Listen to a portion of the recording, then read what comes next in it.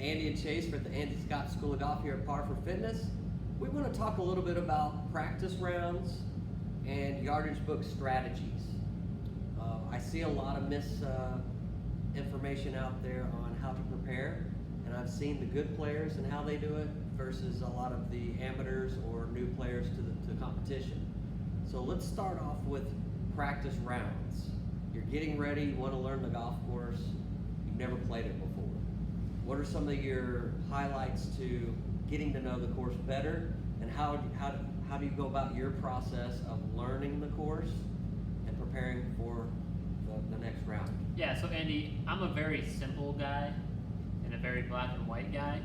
And when it comes to my practice rounds and my yardage books, my personality was reflected in that as well. Okay. So essentially, all I wanted to do in a practice round was find the club I wanted to use off the tee first of all, okay, depending on the wind, because that could vary. Because a confusing thing, or the thing that I see a lot with practice rounds, is you're playing a course and you think you got the hang of it, and then the next day the wind completely switches. It does a 180, and then the course plays completely different. Right. But that's outside the point. When I'm on a tee box, I want to figure out what my starting line is, and then on my next shot, I want to figure out where not to miss on the green. So if you had a yardage book on number one, what would be the first thing you put on the yardage book that you write down on the yardage book? So driver at the right edge of the bunker. Okay, so you put that at the top and you put that next to it. Correct. All right, so you kind of know in your mind that's where you're going to go, at least with these wind conditions. Exactly. Okay. And what's cool is if you do your due diligence as a tour player and you look at the wind forecast, because the wind forecast can go up to 7 days. Right. So when you look at the wind forecast and you see it's the same direction every day, you know your practice round is going to mean a lot. Right. So it's going to be pretty much the same thing. Exactly. So what happens if you get there and you know the wind conditions are going to be completely opposite?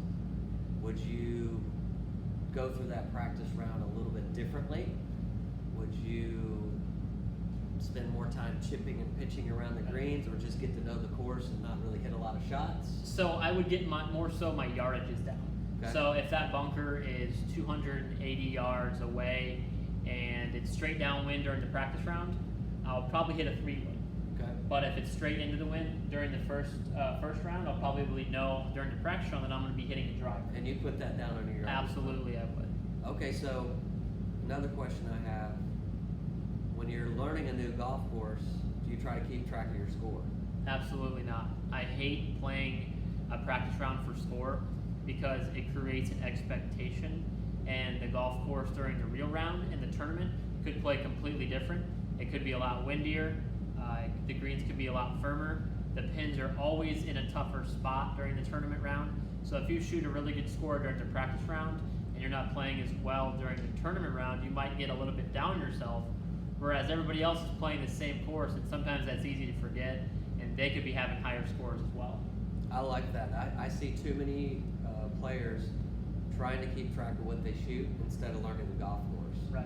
I'd rather you figure out where do I want to start my ball, what's my target out there, get a good description of that, so when I get on that tee, in my mind, I've already played the hole. I'm going to aim up there, I'm going to hit my shot, I'm going to try to hit it to this part of the fairway, and then I already know coming into this hole, if it's a front pin, if I'm gonna miss, it's gonna be short. Absolutely. I'm definitely not gonna miss long. Those type of details, and maybe put it in a spot when I'm practicing on the short and hit a chip, because that's where you plan to miss it if you did. Or hit a couple putts to a different spot of the green where you think they might put the pin. So more or less just learning the course, but not really worried about what I'm going to shoot. Because that's another thing I wanted to add is if you're worrying about what you're going to shoot, you're going to be less worried about where the pins could be and where you don't want to miss two of those pins during the tournament. Right. And so worried about your score of the practice round, because do you get paid, or do you get trophies for how you play during the practice round? Nope. Absolutely not. All you're worried about is how you're going to play and how you're going to mentally and physically prepare for the tournament rounds, not the practice round. Yeah, so what I learned watching you, when I caddied you, when we plotted ourselves around, sometimes we didn't have enough time to do all 18 holes. So we would do 9 at a time. We'd go do 9, and then we go practice. And then the next day we'd do 9 and practice. Now, not all players have that timeline. A lot of them, they only have one opportunity to go play that 18 holes. I would suggest try to do it early so you have more time in between that and when you play the next round. Because you want to have the energy like we've talked in the past. I completely agree, but that's the best format. Is if you can get there the night or 2 nights before the tournament and play a late practice round, and then the next morning play the back 9, I would say. If you can separate the 9s in any way possible, that's the best format, because in my opinion, I get a little bit less focused and interested as soon as I make the turn if I'm playing 18 consecutive holes during the practice round. I mean, in a perfect world, we'd love to be able to do 9 and 9. Absolutely. If that's the case, if you do have to play 18, try to get it early as possible so you have more space between that in the first round. But the thing is, you don't have to honestly play the course. I've been with you where we just didn't have the time and we walked the golf course. We just physically walked the course with a putter and a wedge, got on the tee, okay, where's your start line? There it is, write it down. We didn't even play the course. And one of the best practice rounds we probably ever had. Absolutely, and we got to know the golf course pretty easily.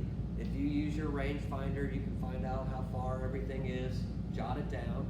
Don't even have to play the golf course. All we really did was hit a few putts and chips, which is kind of where we need the bread and butter to be anyway. And we did that in like, I don't know, an hour, a little over an hour, which it would have taken 2.5 hours if we would have walked. Well, I learned this lesson from a lot of the good players that I saw out on the tour. Is some of the better players didn't really do much besides take a wedge, a putter, and a Bushnell out on the golf course. Exactly. They would get on the tee, And their laser the yardage tree, book. laser their starting line where they wanted to start, and their yardage book obviously, and laser their starting line, what they want to hit off the tee, and then go to the green, chip and putt. They're on to the next hole. Exactly. So after you have completed, let's just say 18 holes, you've got your yardage book. It should be filled with information that is only for you. Absolutely. And you definitely want to be able to look through that after the round and go through the entire 18 holes just on 1 through 18 or whichever hole you're starting on. Like for instance, what we would always do before we would go to sleep is we would go through exactly what hole we're starting on and go all the way through the golf course and play it before we get there. So we'd start, let's say we had to start on 10. We'd start on hole number 10, par 4. We're gonna aim at that big oak tree. We're gonna try to hit it down the left side of the fairway. We would talk about it and go through it, visually kind of think about it. Absolutely. I think a simulation in your mind of the next round and visualizing every single positive shot that you want to hit is huge, because the next day when you actually go out there and play the round, you've already hit that shot in your mind. You can just go and react to what you have at hand. Because there's nothing better, I know for me as a caddy, when I knew hole number 2, I've got this documented that we're gonna go at this bush, gives us a lot of commitment to, we already know what's gonna happen. We don't have to figure this out. There's not like this confusion. We already have a game plan. No, because one of the worst feelings in the world is getting up to a tee and not knowing your line, or as well as your club choice. You might, I don't know if it's a driver, if it's a 3-wood, I don't know if I'm gonna get that bush or the bunker. There's nothing worse for a player than getting up to a tee and not knowing exactly what he wants to do. Or let's just say you were lazy and you didn't really put much down around the green, and you're looking at this shot and you're like, you know, where do I want to hit this? Do I want to hit it on the right side, left side, short or long? I'm guessing right now because I didn't really take good enough notes, so I'm prepared for this next Good shot. point. Good point. So I can't tell you how important it is to become a good practice round preparer for tournaments, and doing it in a fashion that you do not keep track of scoring. All you're doing, you're there to get to know the golf course, figure out how you're gonna plot yourself around, and maybe hit some chips and pitches and putts to get to know the golf course. That's really all you're there for. And then detail notes that you obviously that you understand Oh, totally. when you're looking at your yardage book. No, That's well put. Andy. So when you get home, you can review it, go hole by hole, and then you're ready for that next round and ready to go shoot a good score. And a low Absolutely score. agree. Awesome.